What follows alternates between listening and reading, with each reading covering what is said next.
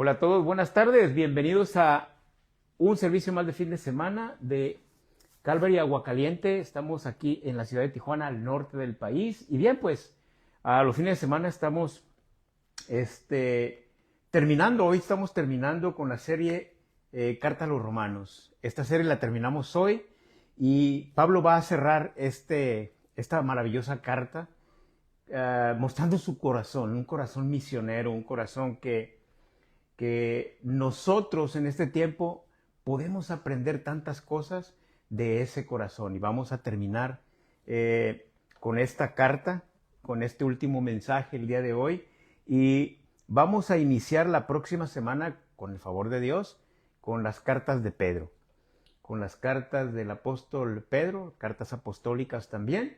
Y pues vamos a terminar este día con este mensaje sobre un corazón misionero. Te recuerdo que en el capítulo 15 de Romanos, termina este capítulo mostrando el corazón pastoral y misionero del apóstol Pablo. Él, después de hablar de la unidad entre judíos y gentiles, ahora Pablo, al final de esta maravillosa carta, abre su corazón y comparte sus planes, no solamente sus planes, sus cargas y sus peticiones de oración. Ahora, quiero animarte a que escuches este mensaje, porque este pasaje nos enseña que el ministerio cristiano no se trata solamente de predicar, va mucho más allá de solamente dar una prédica, solamente anunciar el mensaje, sino a vivir para la gloria de Dios, sirviendo a los demás. Ahora, otro punto importante también es depender de la oración y confiar en la voluntad de Dios. Tres cosas importantes, muy importantes en este mensaje del cierre de esta serie de Carta a los Romanos. Recuerda que es vivir para la gloria de Dios, servir a los demás, depender de la oración y confiar en la voluntad del Señor. Así que pues vamos a dejar que la Biblia nos explique verso a verso este último pasaje que vamos a ver sobre el corazón de un misionero.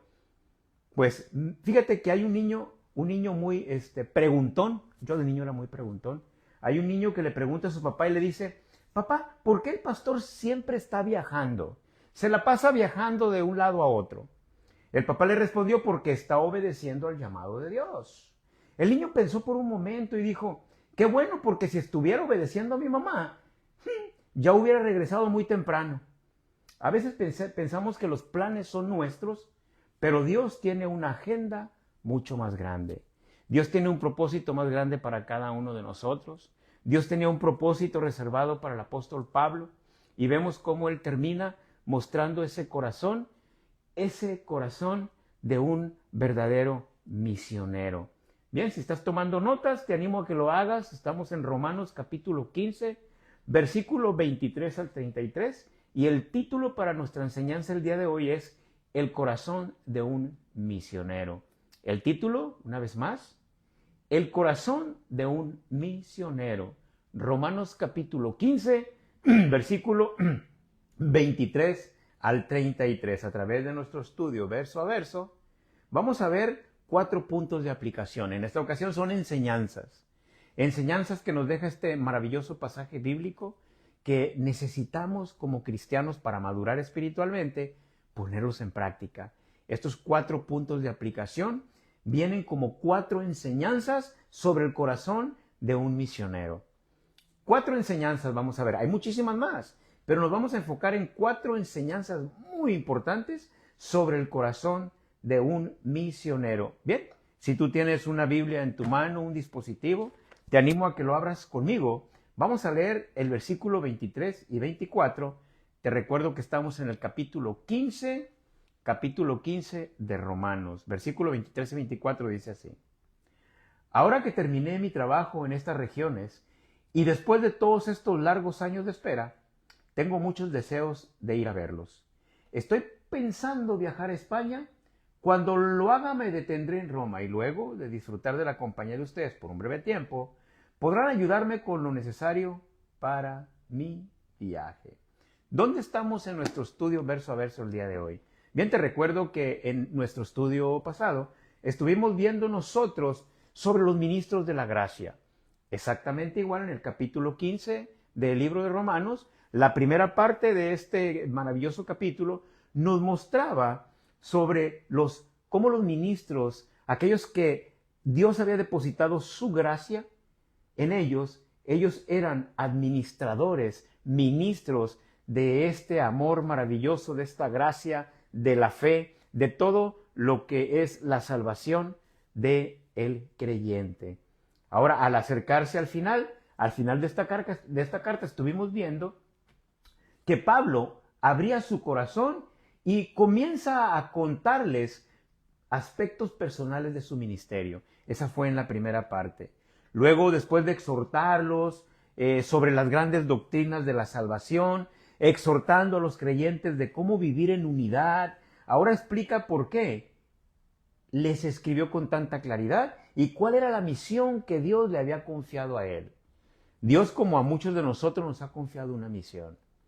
Siempre podemos recordar, yo durante este día estuve recordando algo que Dios me estuvo poniendo en mi corazón y era, sé fiel en lo poco.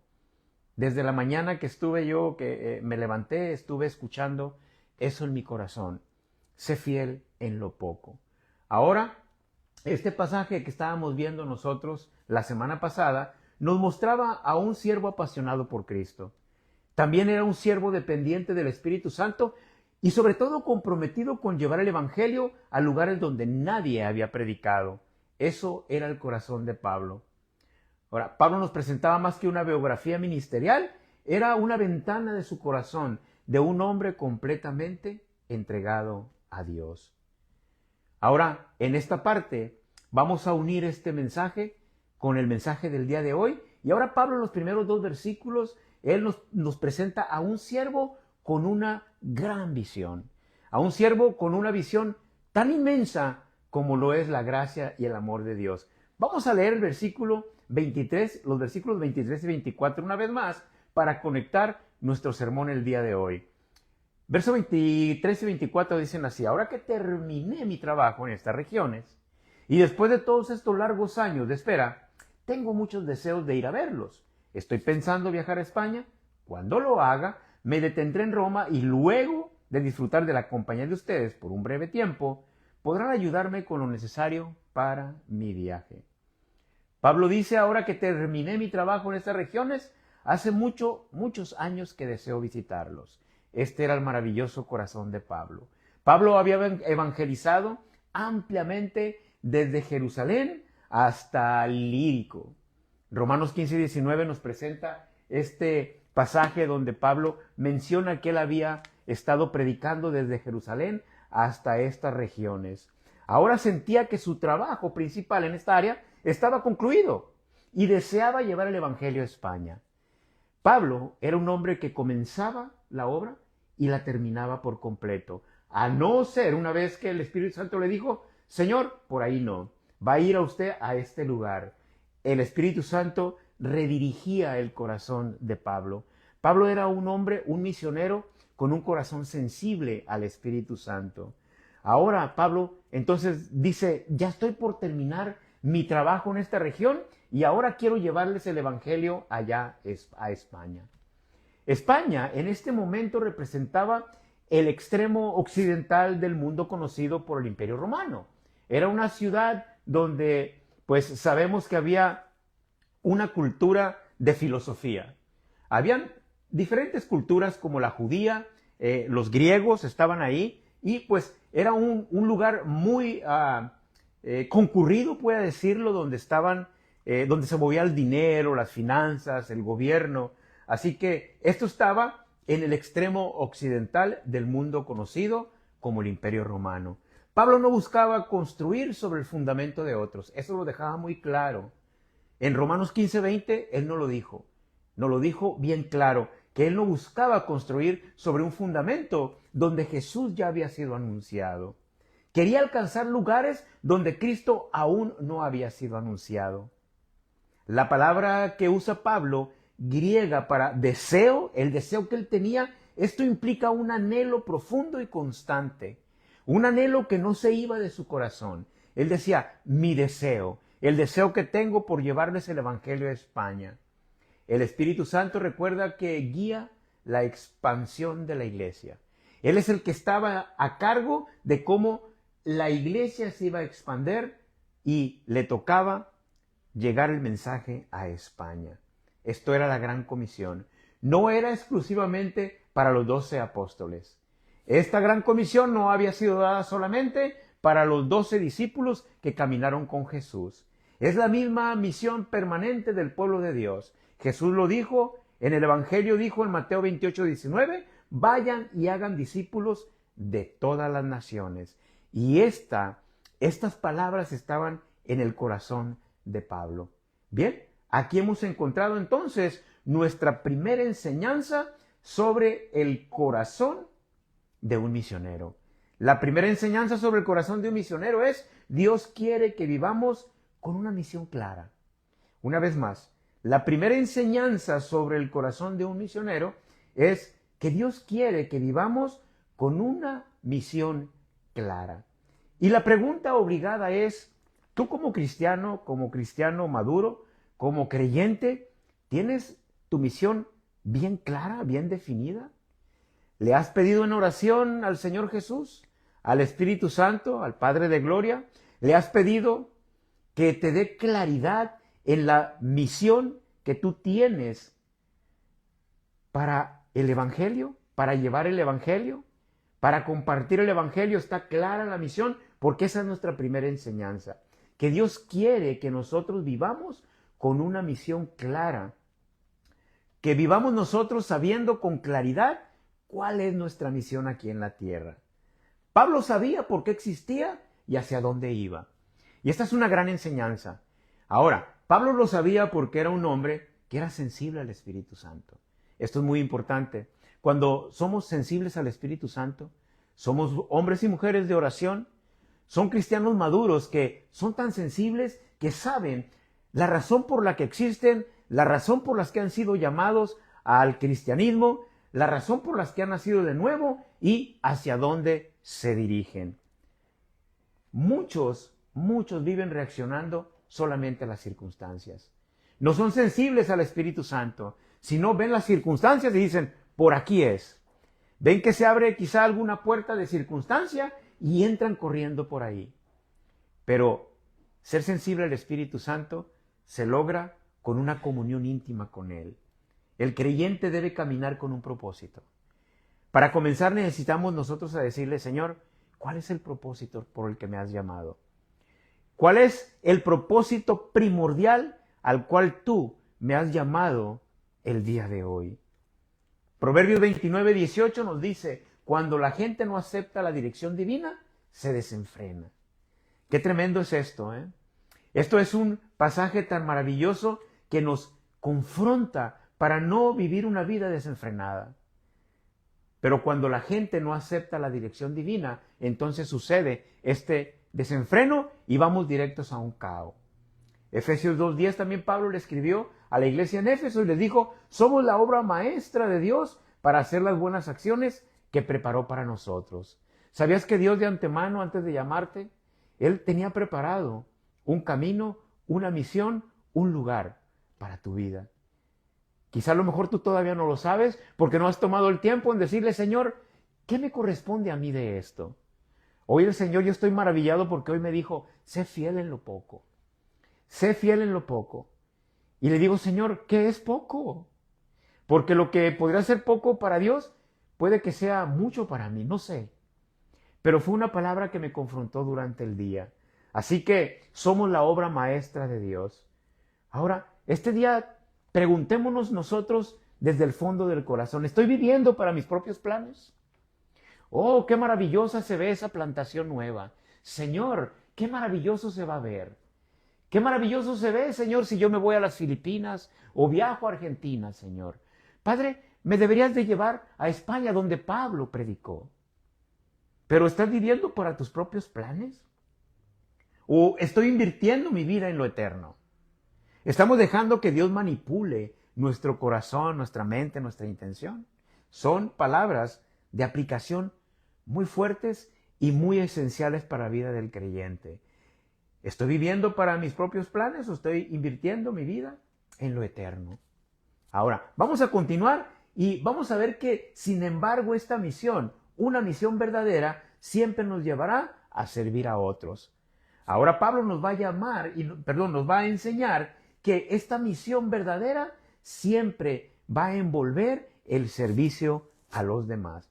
Vamos a continuar leyendo los siguientes versículos, los versículos 25 al 29. Te recuerdo que estamos en Romanos capítulo 15, versículo 25 al 29. Perdón. Sin embargo, antes de visitarlos, debo ir a Jerusalén para llevar una ofrenda a los creyentes de allí. Pues les cuento, los creyentes de Macedonia y Acaya, con entusiasmo juntaron una ofrenda para los creyentes de Jerusalén, que son pobres. Lo hicieron con gusto porque se sienten en deuda con ellos, dado que los gentiles recibieron la bendición espiritual o las bendiciones espirituales de la buena nueva o el evangelio por parte de los creyentes de Jerusalén. Sienten que lo menos que pueden hacer por ellos a cambio es ayudarlos económicamente. En cuanto yo entregue ese dinero y termine esa buena acción de los gentiles, iré a visitarlos a ustedes de camino a España. Verso 29. Cuando vaya, estoy seguro de que Cristo bendecirá en abundancia el tiempo que pasemos juntos. Un siervo que entiende el valor del servicio. Este era Pablo. Un siervo que comprendía en toda la esencia de lo que es el valor del servicio. Él dice en este pasaje bíblico, antes de ir a España, debo viajar a Jerusalén. Él tenía esto en su corazón porque veía la situación que se estaba viviendo, de un lado, por los cristianos que estaban en Acaya, y por otro lado, los necesitados en Jerusalén. Así es de que él dice, bueno, antes de que yo vaya para allá, mi corazón está rebosando por salir corriendo a España. Pero espérenme, chicos, esperen un poco porque hay algo que apremia y es algo que no podemos dejar pasar. Y Pablo dice, antes de ir, debo viajar a Jerusalén para llevar una ofrenda a los creyentes de allá. Pablo, muy estructurado. Pablo, dejándose guiar por el Espíritu Santo y no por sus emociones. Me imagino que era tanto el deseo de ir a España, porque me imagino que España, ¿no? En ese tiempo, me imagino que era una de las mejores ciudades, una ciudad donde todo el mundo quería estar. Pues también Pablo, me imagino que él deseaba también conocer la ciudad y ver todas estas cosas ahí en España. Bien, la emoción no estaba en su corazón. Él dijo, antes que vaya a ustedes, necesito llevar esta ayuda económica a los cristianos pobres de Jerusalén. La iglesia de Macedonia y Acaya participaron voluntariamente. Ellos no fueron obligados a llevar o a dar o a mandar o a enviar económicamente la ayuda. Ellos participaron voluntariamente. Su corazón sabía que había una gran necesidad allá y todos en conjunto, Macedonia y Acaya, participaron en esta ofrenda para los santos. Y esta ofrenda tenía un propósito espiritual y era demostrar la unidad entre creyentes, judíos y gentiles. Ahí ya no había diferencia, ahí ya no había acepción de personas. Esta ayuda era comúnmente para todos, era una ayuda que se le iba a repartir tanto al judío como al gentil. Esto era una ofrenda espiritual, era una ofrenda monetaria, pero sus tintes, su objetivo era espiritual, poder unir al pueblo en un solo pueblo, gentiles y judíos. En el mundo antiguo, transportar grandes cantidades de dinero era una misión peligrosa, porque la ofrenda que llevaba Pablo hacia Jerusalén no era un peso, no era un billete de 20, era bastantito dinero. Era una buena ofrenda porque el cristiano sabe dar. El cristiano da muchas veces, da más allá de lo que su capacidad le permite, porque ama al Señor, porque está agradecido con Dios. Y en este tiempo era peligroso transportar grandes cantidades de dinero. Pero ahí teníamos a Pablo, guiado por el Espíritu Santo, con esa confianza que lo caracterizaba, rodeado de algunos hermanos. Estoy seguro que no iba solo. La generosidad es una expresión visible del Evangelio. La salvación produce un corazón dispuesto a compartir. Eso es lo que la salvación produce en el cristiano. Un corazón dispuesto a compartir. Aquí en este pasaje bíblico, Pablo nos enseña que los gentiles habían recibido bendiciones espirituales de Israel. Por lo tanto, era correcto servirles con bienes materiales. Y esto refleja el principio que encontramos en 2 Corintios 9:7. Dios ama a la persona que da con alegría. Este es el principio por el cual Pablo se estaba moviendo en este momento. Y luego se lo escribe a los corintios. Dios ama a la persona que da con alegría. Aquí encontramos entonces nuestra segunda enseñanza sobre el corazón de un misionero.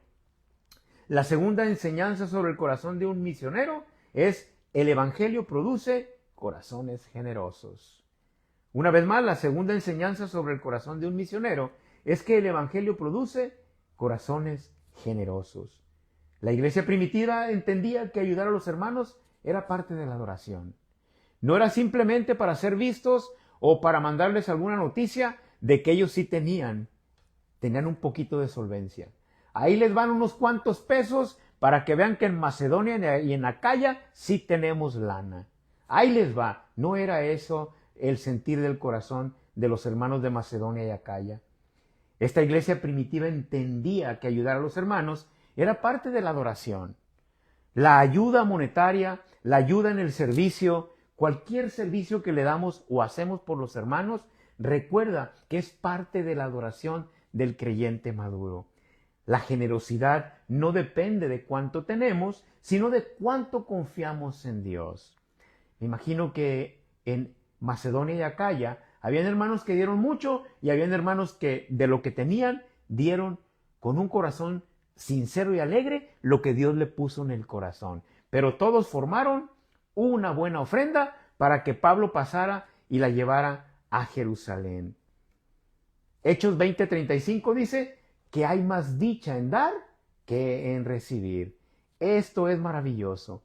Hay más felicidad, hay más dicha, hay más gozo en dar que en recibir.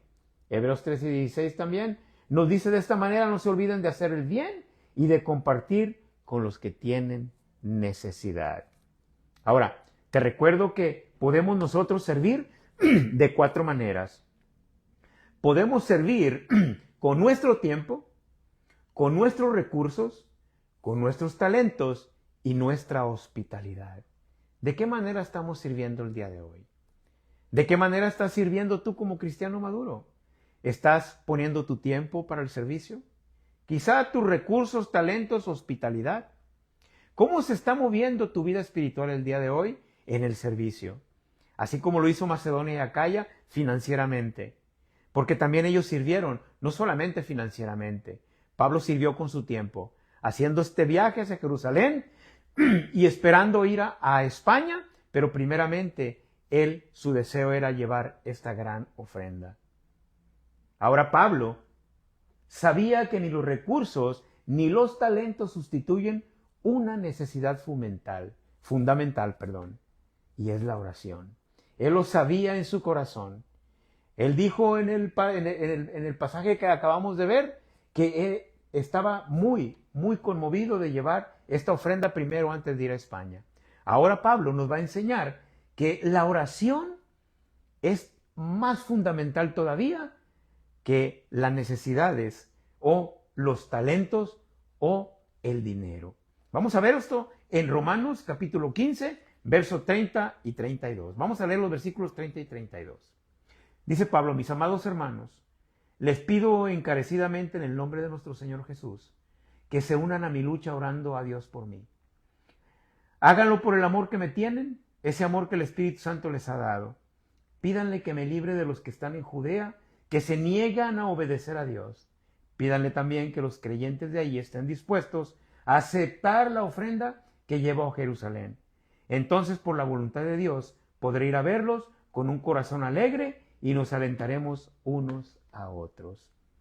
Qué dificultades, ¿no? Pablo ahora presenta un cuadro y está pidiendo la oración. Está pidiendo una oración ferviente a la iglesia en Roma para que primeramente no sea estorbado por aquellos que no crean en Dios, aquellos que vivían en Judea, pero por otro lado también es algo que me impacta ver cómo Pablo también pide una oración para que los hermanos en Jerusalén quiten el orgullo y puedan recibir con un corazón abierto la ofrenda que era enviada por los hermanos de Macedonia y Acaya. Un siervo que depende de la oración. Es exactamente el cuadro que Pablo nos está presentando en este pasaje bíblico. Un siervo que depende de la oración. Pablo no se movía sin orar antes. Pablo no se movía sin buscar la dirección de Dios antes de dar un paso. Él era un siervo que dependía de la oración y en este pasaje bíblico nos lo muestra. Él le pide a la iglesia en Roma, por favor, oren por mí. Oren para que todo se lleve de acuerdo al plan maravilloso y divino de Dios. Él les dice, les suplico que se unan a mí en mi intensa lucha orando a Dios por mí mismo, dice Pablo. Ahora, la expresión que usa Pablo, la lucha intensa, proviene del griego. Esta es una palabra larga, la voy a leer, es sunagonizomai. Otra vez, sunagonizomai. Y esto proviene de la palabra agonizar. La palabra agonizar es que tiene una lucha intensa y constante. De ahí viene la palabra que Pablo usa para decir que tiene una lucha intensa en la oración. Y esto describe un esfuerzo conjunto, como los atletas que luchan en una competencia, luchando hasta agonizar. Él les dice a la iglesia en Roma, luchen conmigo, vamos a luchar juntos hasta agonizar, para pedirle a Dios que los hermanos dejen el orgullo y puedan aceptar la ofrenda, y por otro lado, sea librado por los de Judea que no creen en Dios. Pablo pide oración por 3 motivos. Son 3 motivos importantes que Pablo nos presenta en este pasaje bíblico. El primero es ser librado de los incrédulos de Judea. Esto era muy importante, porque los incrédulos de Judea no solamente le iban a hacer mala cara a Pablo, no solamente se iban a reír o a burlar de él, no solamente le iban a decir, ay Pablo, estás medio locatario. No, estos hombres que no creían en en Judea, podían causarle la muerte. Buscaban la muerte de Pablo. No lo iban a tratar con una mala cara, simplemente iban a asesinarlo. Y es por eso que Pablo pide la oración ferviente, que se enreden en una lucha de oración hasta agonizar, porque era muy peligroso ir a estas regiones. En segundo, que los creyentes aceptaran la ofrenda. Oh, qué grave es el orgullo. Muchas veces te acercas con las personas necesitadas después que te explicaron que están necesitados y le dices, hermano, mira, tengo por ahí algo que puedo ofrecerte. Oh, no se preocupe. Tú dices, bueno, entonces, ¿cuál fue todo este barullo de quererme decir lo que estabas pasando, pero tu orgullo no te deja aceptar la ayuda o la ofrenda? En tercer lugar, Pablo pide poder visitar Roma, pero visitarla de una manera, con alegría. Él dice para edificarnos unos a otros y para estar contentos unos con otros. Esa es la tercera oración que pide Pablo, poder visitar Roma con alegría. La soberanía de Dios no elimina la responsabilidad de orar. Dios es soberano, Dios tiene el control, Dios nos lleva por el camino correcto, pero eso no elimina nuestra responsabilidad de orar a Dios para que ese camino nosotros lo caminemos de la mano de Él. Dios usa las oraciones de su pueblo para cumplir sus propósitos. Te lo vuelvo a mencionar otra vez. Recuerda que la soberanía de Dios no elimina la responsabilidad de orar. Tú puedes decir en tu corazón, pues si Dios ya sabe que todo va a estar bien, ¿para qué le oro? No sucede de esa manera. Necesitamos nosotros buscar y mover el corazón de Dios a través de una oración ferviente como la que Pablo está pidiéndole a la iglesia de Roma. Bien, aquí encontramos la tercera enseñanza sobre el corazón de un misionero. La tercera enseñanza sobre el corazón de un misionero es: la oración es una batalla espiritual. La tercera enseñanza sobre el corazón de un misionero es: la oración es una batalla espiritual. Ahora, no debemos ver la oración como una rutina religiosa. Oh, ¿sabe qué? Escuché esto. Escuché que un hermano dijo, ¿sabe qué? Yo pongo la alarma exactamente 3 veces al día cada cierto tiempo y me suena y ya tengo que orar. Y luego, porque yo soy muy distraído, hermano, y pongo la alarma para poder. Yo creo que ese es mi punto de vista, que entonces estamos viendo la oración como una rutina religiosa. No debemos de ver la oración así. El Señor tiene abiertas 24 horas la puerta de la oración. Sus oídos y sus ojos están viendo y escuchando. Así que no necesitamos verlo como una rutina religiosa, sino como una participación activa de la obra de Dios. Desde que nosotros nos levantamos, estamos pidiéndole la dirección a Dios, en todo momento, en todo lugar, a cualquier parte a donde vamos. Eso es lo que hace a un cristiano madurar en el Evangelio, madurar espiritualmente. Esa unión, esa intimidad con el Espíritu Santo. Recuerda que Pablo también le escribió a Efesios de esta manera, Efesios 6:18. Dice, oren en el Espíritu en todo momento.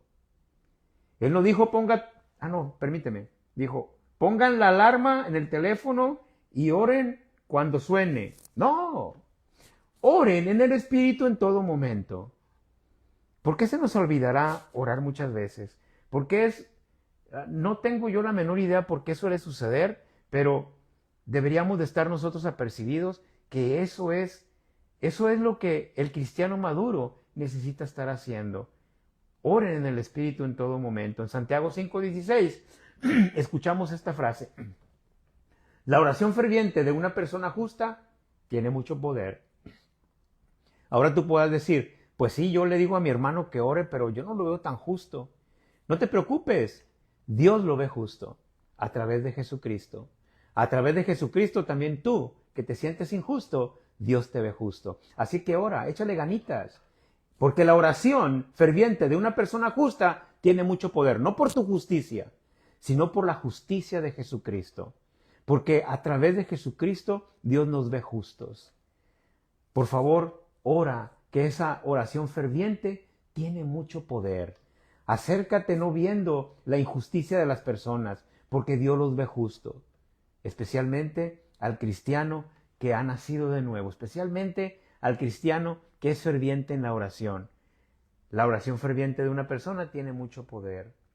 Ahora vamos a preguntarnos, ¿tengo una lista de personas por quien oro? ¿O oro como vienen sucediendo las cosas? ¿De qué manera estoy orando? Yo creo que de la manera que tú tengas en tu corazón orar, es una buena manera de orar, pero no dejes de orar. Hay que seguir orando. La otra pregunta, ¿estoy sosteniendo a mis líderes y misioneros en oración? Perdón. Pablo le pedía a la iglesia, él como líder, como un misionero, le pedía oración por él mismo. Nosotros como líderes también necesitamos tener la humildad de decirle a los demás, hermano, ¿podría orar por mí? No, si no es pastor, no, ¿cómo le voy a pedir, hermano? Pues yo soy pastor. Al pastor hay que pedir al pastor. Hermano, deje eso. Vamos a pedirle oración a la iglesia, a toda la iglesia, que oren. A mí me encanta que oren por mí.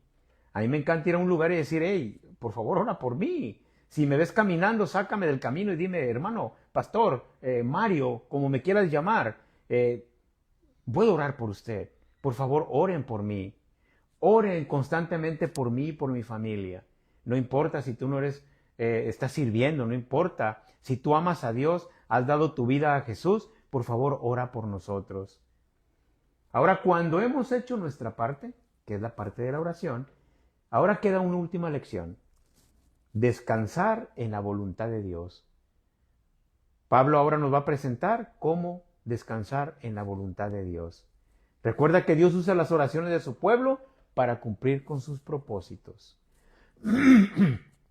Un pastor en una iglesia contó que un hermano de la iglesia siempre decía, pastor, yo no puedo predicar, no sé cantar y tampoco tocar un instrumento, pero ¿sabe qué hago todos los días? Oro por usted. Años después el pastor dijo, probablemente mis sermones llegaron más lejos por la oración de ese hermano que por mi propia capacidad. Muchas de las mayores victorias espirituales, ¿sabías que ocurren en lugares donde nadie aplaude? Las victorias que vemos en iglesias grandes, prominentes, fuertes, esas iglesias donde el Espíritu Santo se está moviendo, pequeñas o grandes, no es ahí en el lugar donde están los aplausos, siempre es en las esquinas de oración. Ahí es donde está la clave. Ahí en tu recámara, en tu lugar, ahí en donde tú estás en una intimidad con Dios, ahí es donde suceden las más grandes victorias. En esos lugares donde no hay aplausos, donde solamente estás tú y Dios. En esa habitación donde alguien está orando, ahí suceden muchos milagros y muchas victorias. Pues bien, vamos a terminar con nuestro estudio verso a verso el día de hoy y vamos a leer el versículo 33 juntos. Dice, y que Dios, quien nos da de su paz, esté con todos ustedes. Y Pablo termina diciendo, amén. Un siervo que confía en la voluntad de Dios. Ese fue Pablo. A través de todo el libro de Romanos vimos que Pablo fue un siervo que siempre confió en la voluntad de Dios. Se dejó mover por el Espíritu Santo y siempre tuvo su oído listo para escuchar cuál era el siguiente paso a dar. Ahora que el Dios de paz esté con todos ustedes, dice Pablo, así cierra esta maravillosa carta. Después de pedirles oración, después de abrir su corazón a ellos, el deseo de ir a Roma y visitarlos, el deseo de llevar primeramente esta ofrenda a Jerusalén, el deseo constante de Pablo a través de toda esta maravillosa carta, de conocerlos personalmente, ahora él les dice que ahora el Dios de paz esté con todos ustedes. Amén. Pablo planeaba llegar a Roma con gozo. Él planeaba, me imagino que se hizo un gran plan, como muchos de nosotros hacemos, un gran plan, esto se va a poner tan maravilloso, esto, vamos a poner estas cosas aquí, aquellas las vamos a poner de aquel lado, estas cosas por aquí, se va a ver maravilloso todo esto. Pablo planeaba llegar a Roma con gozo, pero Dios tenía otro plan. Dios tenía un plan diferente. ¿Sabes cómo llegó a Roma? Como prisionero. Llegó como prisionero. Ahora, paz y gozo Pablo como prisionero? Yo creo que sí, porque Pablo había crecido espiritualmente. Él sabía por revelación del Señor Jesús para lo que él había sido escogido. Y parte para lo que él había sido escogido era para llevar sufrimiento. Él le dijo, Pablo, te voy a enseñar cuánto vas a sufrir por el Evangelio. Dios tenía otro plan y él llegó a Roma como prisionero. Sin embargo, desde esa prisión el Evangelio avanzó mucho. Y Pablo escribió varias cartas que hoy siguen transformando vidas. Qué maravilloso, ¿no? Podríamos decir, híjole, yo no me veo si voy a plantar a una ciudad, aquí como la ciudad de Tijuana, y que termine en el bote, ¿no? Termine en la cárcel. Pero bueno, Pablo pensaba llegar con gozo y terminó en una prisión. Pero gracias a Dios que de ahí pudo escribir cartas que hoy siguen llenando nuestros corazones. La voluntad de Dios, recuerda que no siempre coincide con nuestros métodos. Nunca lo va a hacer. Es bueno orarle y decirle, Señor, sabes, me gustaría que esto sucediera, pero si no sucede, no te frustres. Sigue adelante, échale ganitas, pero siempre recuerda que Dios cumple sus propósitos. Así lo dice en Isaías 55, 8 y 9. Los caminos de Dios son más altos que los nuestros, igual son sus pensamientos. Así que no te desanimes. Pon los planes que tienes delante de Dios y cuando se haga su voluntad, yo te sugiero que por favor solamente la observes y sigas adelante. No te frustres por ello. Y bien, encontramos la última y cuarta enseñanza sobre el corazón de un misionero. La cuarta enseñanza sobre el corazón de un misionero es que podemos descansar en que Dios dirige nuestro camino. La cuarta enseñanza es podemos descansar en que Dios dirige nuestro camino. Podemos descansar en que Dios es quien está dirigiendo nuestro camino. Habrá puertas que se van a cerrar y planes que van a cambiar. A Pablo se le cerraron puertas y sus planes cambiaron, pero Dios sigue gobernando. Dios siempre tiene la última palabra y su última palabra es mejor que la nuestra. Proverbios 16:9 dice, podemos hacer nuestros planes, pero el Señor determina nuestros pasos. Podemos tener planes, el Señor no está enojado con eso. Si supieras tú hace 2 años cuántos planes tenía yo y cómo lo veía. Veía unos planes y decía, wow, Dios, qué maravilloso va a ser esto. Pero el día de hoy te puedo decir que Dios tiene otros planes y también son maravillosos y son mejores que los míos. Son planes tan preciosos y tan maravillosos que traen mucha paz a mi corazón. A lo mejor aquel que ve con ojos humanos va a decir, no, pues qué planes, pero cuando los ves desde el alma y cuando aprendes a confiar en los planes de Dios, te das cuenta que son mejores que los tuyos. Podemos hacer nuestros planes, pero el Señor determina nuestros pasos. En Filipenses 1:6 encontramos esto. Dios, quien comenzó la buena obra en ustedes, Él la continuará. Él la va a seguir adelante y la va a terminar. Cuando nuestros planes cambien, podemos confiar en que Dios no ha perdido el control. Si cambian tus planes, si cambia eso tan bonito que tú especulaste, no te preocupes. Dios no pierde el control. ¿No parece que hemos perdido el control nosotros? De repente, pero Dios no lo ha perdido. Bien, hemos llegado al final de esta carta. Hemos llegado al final de este maravilloso libro, carta, que Pablo le envía a los romanos. Y en este pasaje en particular, Pablo nos muestra el corazón de un hombre completamente entregado al Señor, de principio a fin. Y él nos enseña que el creyente maduro vive con una misión clara, sirve generosamente a los demás, depende de la oración, pero sobre todo descansa en la voluntad soberana de Dios. 4 cosas muy importantes, demasiado importantes para aquel siervo que está entregado a la voluntad de Dios. Recuerda que el éxito del ministerio no se mide por la comodidad ni por la popularidad. No te vayas a ir con esa. Oh, qué comodidad hay en ese lugar y cuánta popularidad. El éxito del ministerio no se mide así. Dios tiene otra medida. Dios tiene con qué medir tu ministerio y no se mide por la comodidad ni por la popularidad. ¿Sabes cómo se mide? Por la fidelidad al llamado del Señor, permaneciendo fiel, aún en los momentos que creemos que nada está sucediendo. Yo estoy en esa transición. Muchas veces me quedo viendo con mis ojos naturales y digo, Señor, nada está pasando, pero sé que en el reino de Dios las cosas se están estremeciendo, yo lo sé. Sé y estoy seguro que Dios es ese Dios que hizo el cielo y la tierra. Ahora vamos a compartir con ustedes un versículo para recordar y memorizar este pasaje bíblico.